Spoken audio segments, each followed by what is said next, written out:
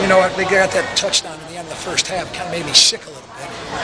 But, man, these guys have such character. They're growing up.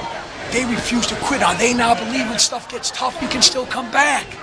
And, man, our offensive line, we had a target. They said, Coach, you got to run straight at him. Straight at him. And we lined up, and Chris Collins started going, and we just started in Avery.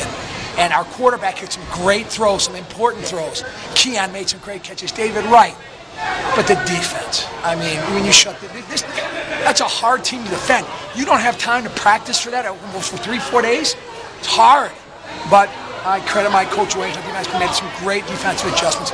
I'm so proud and humbled to be part of this group here. It's just fantastic. Before that, Chris Collins had the 2 key touchdowns, including the go-ahead from the 7, then the 67-yarder to ice the game. Huge. I mean, he ran. I got in his rear end.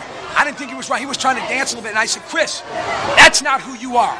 Our offensive line said, we're going to put mine up, we're going to run isolation and blast, and you got to hit it up there. And, you know, you can't one-hand tackle. It's 205 pounds. He's benching 320.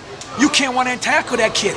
And he just, you know, he just did a great job. You know, we gave the ball up a couple times, but, you know, as a team. But, man, I credit him, but I also credit, there was some nice big old holes there, you know, for him to run through. And we found something in the second half. And the offense said, Coach, forget the outside stuff. Go right at him.